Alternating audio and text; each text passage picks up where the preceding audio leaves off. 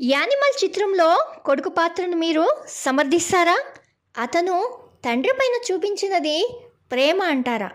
మరి అతడు ఎంచుకున్న మార్గం సరైనది అంటే త్రేతాయుగ కాలంలో మనకి మంచి అనే దానికి ఉదాహరణగా దేవుడు అయిన రాముడిని మనం ఏమనాలి? చెడు అంటే రావణుడు అని అంటున్నాం. మరి హింసతో కూడిన మార్గాన్ని మనం ఎలా సమర్థిస్తాం? ఈరోజు రణబీర్ కపూర్ నటించిన యానిమల్ చిత్రాన్ని చూశాక రణ్విజయ్ సింగ్ పాత్ర గురించి, అలాగే సూర్యవంశంలోని భానుప్రసాద్ పాత్ర అంటే సూర్యవంశం సినిమాలోని భానుప్రసాద్ వెంకటేష్ పాత్ర గురించి మనం పోల్చి చూసే ముందుగా ఈ వీడియో కనుక మీకు నచ్చినట్లయితే ఈ వీడియో పైన మీ అభిప్రాయాలని వెంటనే కామెంట్ రూపంలో తెలియచేయండి. సబ్స్క్రైబ్ చేసి లైక్ చేసి షేర్ చేయండి. ఇద్దరు కూడా రెండు వేర్వేరు పాత్రలు. ఇద్దరికి వారి యొక్క తండ్రి అంటే అపారమైన ఇష్టము, ప్రేమ, అభిమానము. కానీ వారి ప్రవర్తన, జీవనశైలి, చేసిన పనులు మొదలైనవన్నీ కూడా ఒక మంచి కొడుకుగా వారు ఎంతవరకు సఫలీకృతులు అయ్యారు అనే వాస్తవానికి అద్దం పడుతున్నాయి. అవునా? రణ్విజయ్ సింగ్ తన తండ్రి కోసం హింసతో కూడిన మార్గాన్ని ఎంచుకున్నాడు, ప్రజలను చంపాడు. అయితే భానుప్రసాద్ తన తండ్రి అయిన హరిశ్చంద్ర ప్రసాద్ పేరు మీద ఒక ఉచిత వైద్యశాలను నిర్మించి ప్రజలకు ప్రాణం పోయటానికి సహాయపడ్డాడు. తద్వారా తన తండ్రి హృదయాన్ని గెలుచుకోవటమే కాకుండా మానవత్వం ఉన్న మంచి మనిషిగా కూడా పేరుని సంపాదించుకున్నాడు.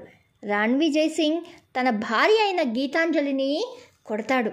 వేరొకరితో శారీరక సంబంధాలు కూడా కలిగి ఉంటాడు. అయితే ఇక్కడ భానుప్రసాద్ తన భార్య అయిన స్వప్న మీనాను కష్టపడి చదివించి జిల్లా కలెక్టర్ని చేస్తాడు. ఆమెతో పాటు ఆమె యొక్క ఆశయాలను కూడా గౌరవించే భానుప్రసాద్ ఒక మంచి కొడుకుగానే కాకుండా ఒక మంచి భర్తగా కూడా గెలిచాడు.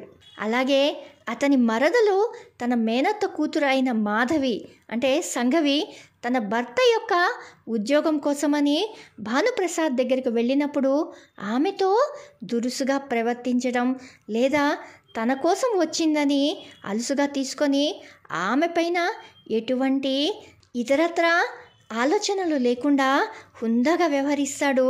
తన కంపెనీలో ఆమె భర్తకు ఉద్యోగాన్ని ఇస్తాడు. రణ్విజయ్ సింగ్ తన తండ్రి ముందే ధూమపానం చేస్తాడు, మద్యం తాగుతాడు. కానీ తన తండ్రిని దేవుడిలా చూసే భానుప్రసాద్ ఆయనను అగౌరవపరిచేలా ఆయన ముందు ఏ రోజు కూడా ఎటువంటి దుశ్చర్యలు చేయడు.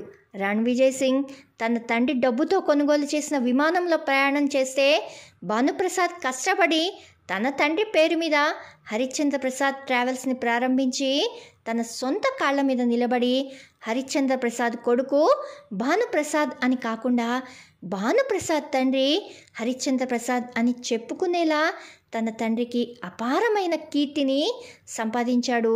ఒక మంచి కొడుకు అంటే ఇలానే ఉండాలి అనేలా భానుప్రసాద్ జీవితం ఉంటుంది.